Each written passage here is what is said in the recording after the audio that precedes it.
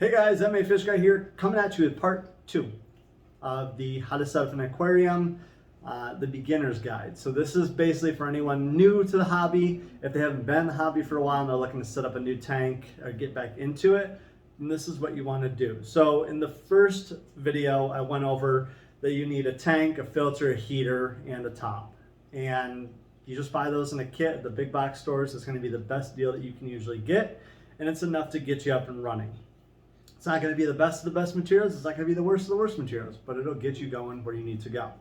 So next is going to be plants, gravel, and decorations all in this. So when it comes to gravel, you want to do 1 pound per gallon, unless you're looking to do a thicker aquarium gravel. Some people like it so it looks a little bit deeper.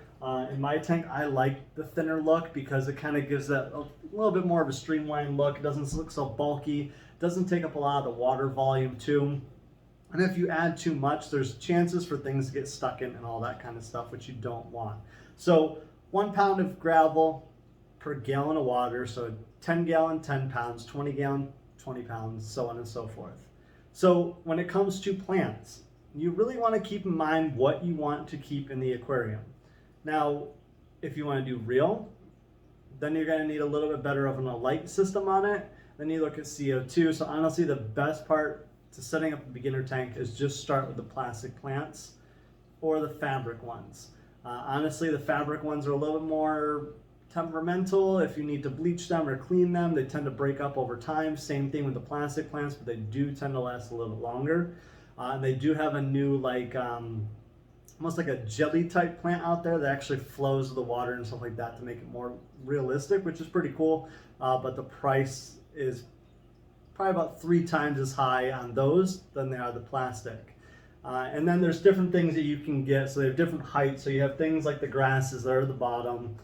You have some of your taller plants. You have some of your middle ones, which are probably about in between size.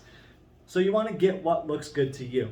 The one thing you do want to stay away from is anything pointy. Anything that has a lot of jagged edges on it. If you do the plants like the grass and stuff like that, that's really not going to matter.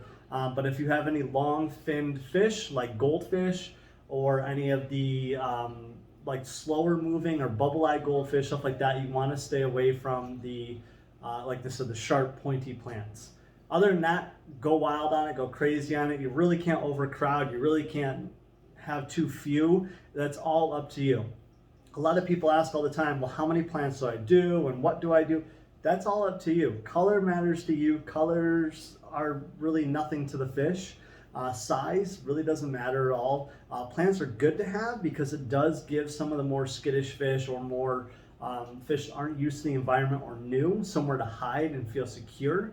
But then when it comes to other ornaments, you can do rocks, you can do driftwood. There's tons and tons of different driftwood that you can get and tons of different sizes that you can get. Now, some release tannins into the water, some aren't so much, and there's different ways to take care of that.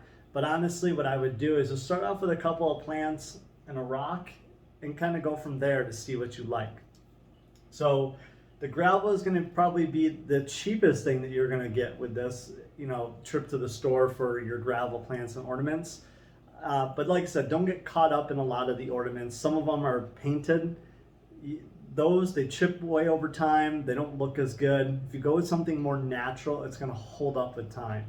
So I've done a lot of the painted aquarium decorations in the past, and what happens is the paint chips off. It gets down to like a white substance on the actual aquarium ornament. So it's like they took something ceramic and painted it. It breaks up over time, which just doesn't look good in the aquarium. So going the more natural route, even if it doesn't look fully natural, is the best way to do it. Now, if you're going for like a retro tank or the 70s tanks with the psychedelic, colors on it, stuff like that, then go for it. Like I said, that stuff, it'll just break down over time, so keep that in mind. It is safe for fish for the most part, as long as you're getting it from an aquarium retailer or something like that. Don't take anything from like the dollar store or the Walmart's home decoration section. A lot of people have learned that the hard way. I talked to one person, he had put a ornament in the tank that he got from the dollar store. It was a Halloween one. It looked really cool. And what happened was, boom, within about 3 days, the tank got really cloudy.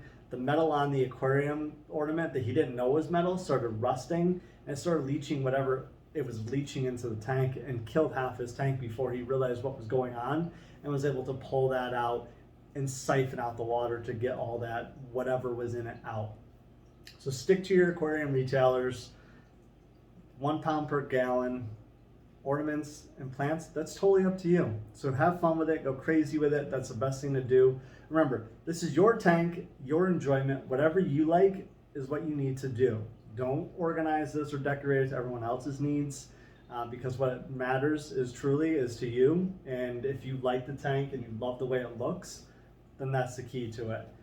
The one last thing I will say to mine, plan out your aquarium, plan out what you want it to look like, because the less you're sticking your hands in that aquarium, the less chances there are for things to get into it. So thank you guys for watching. I will have part 3 when it comes to this tank. Thank you for watching. Check out my other videos, hit that subscribe button, hit the notification bell. Thank you for watching.